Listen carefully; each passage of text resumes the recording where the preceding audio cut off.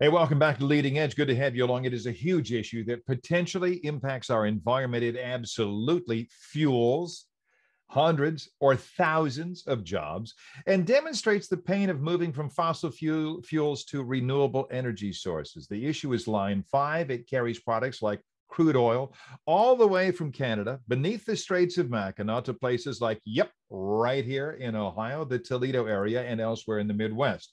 Michigan's governor wants the line shut down, ordered it shut down, in fact.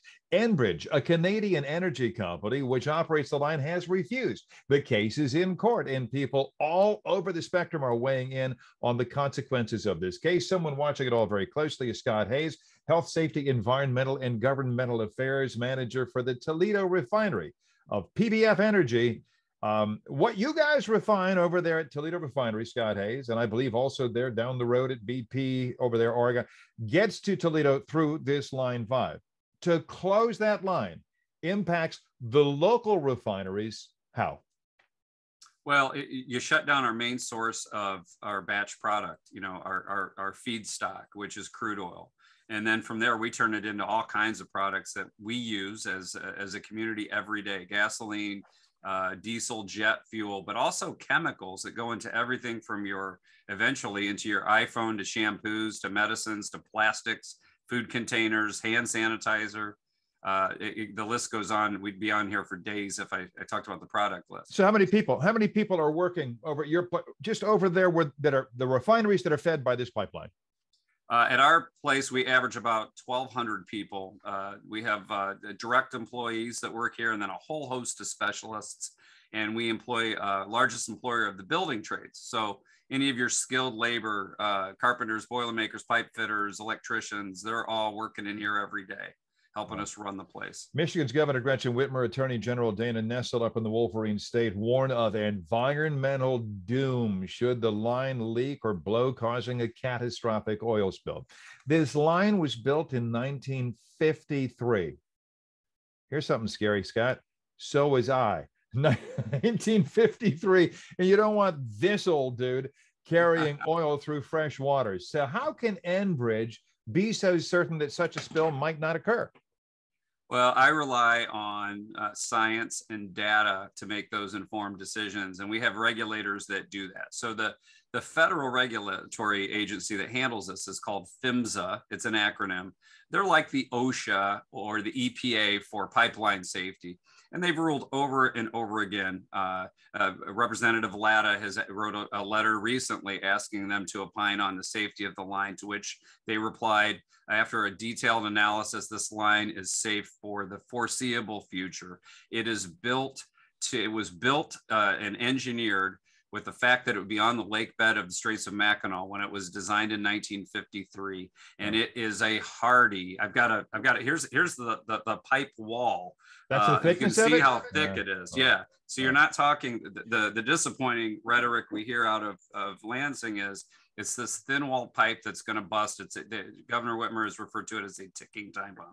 Ain't going to happen. In fact, Enbridge is proposing not to leave it just as it is. He wants to build a tunnel, big undertaking, I understand, very expensive, going to take a while, that would house the pipeline. How long would that take, and who's going to pay that whopping price tag? Well, Enbridge is, and that was a deal they made with the previous administration in Michigan, passed by the Michigan legislature.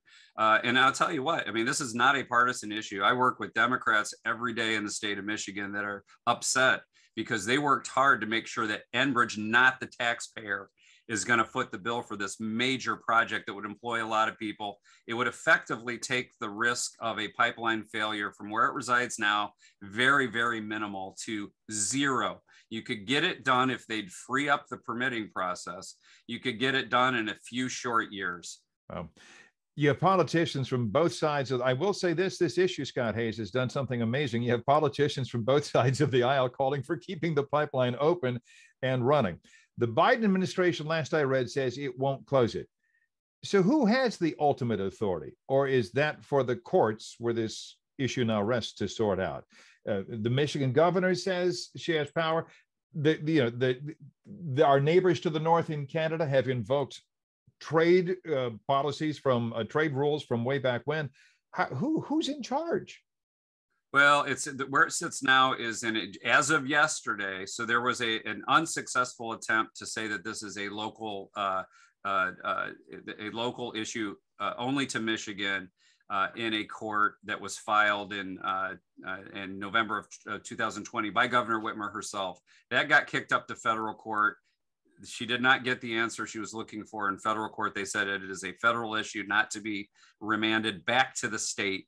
So they abandoned that lawsuit, filed another one saying that the easement that was agreed to in 1953 was invalid in the first place because it violated the public trust doctrine. It's an obtuse argument. Wow. So that as of yesterday got kicked up to a federal judge. So I would predict you'll get the same result. The federal judge that ruled on the last one said this is clearly an issue that involves trade agreements and the regional, if not the international economy. And if this line were to be closed, let's face it, folks, there are other ways to get the petroleum to refineries, ship, truck, train. And those, let's face it, are not without their own environmental risks. Do we know how those risks compare to the pipeline? Pipeline is, and I agree with Energy Secretary Granholm on a number of things. She has been very outspoken on the issue that pipelines are the safest way to transport petrochemicals, way safer than doing it by train or truck. That's well documented, well understood.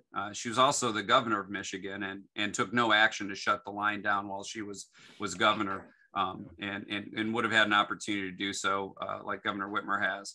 So she seems to be taking a more pragmatic approach here. Scott Hayes with the Toledo Refinery, our guest. We're getting down to the final minute or so. Tom Henry, we both agree, is a great reporter down there at the Blade. He wrote a piece just recently how this issue kind of serves as an example of some of the difficulties we face when we move from, we fight climate change and move away from fossil fuels. Anybody who thinks you can, fire up the windmills and the solar and it all take care of things, this is going to be a process and we're going to have some pain. Yeah, but and I think we as an energy company should be at the table, and we'd love to help with this transition. It's going to happen. It's going to take a very, very, very long time. We got to do it in a way that doesn't harm the environment. If you keep closing refineries down here, Jerry, they're building them in India, China, the South Pacific as we speak, and they're not using the pollution control technology that we are. Then you got to figure out how to get the finished products back here. We got to do it in a way that protects the vulnerable, people living on a marginal income. They're going to feel it as the price at the pump it continues to go up. I mean, do we want to live in a world where we're fighting in line to get the fuel because of shortages? And by the way, not everyone in Toledo can go out and buy a Tesla tomorrow, right? Mm-hmm. So we got to do it in a way that protects our jobs. There's 10,000 jobs at least at stake if you close down this pipeline, which would have significant effects to the economy here.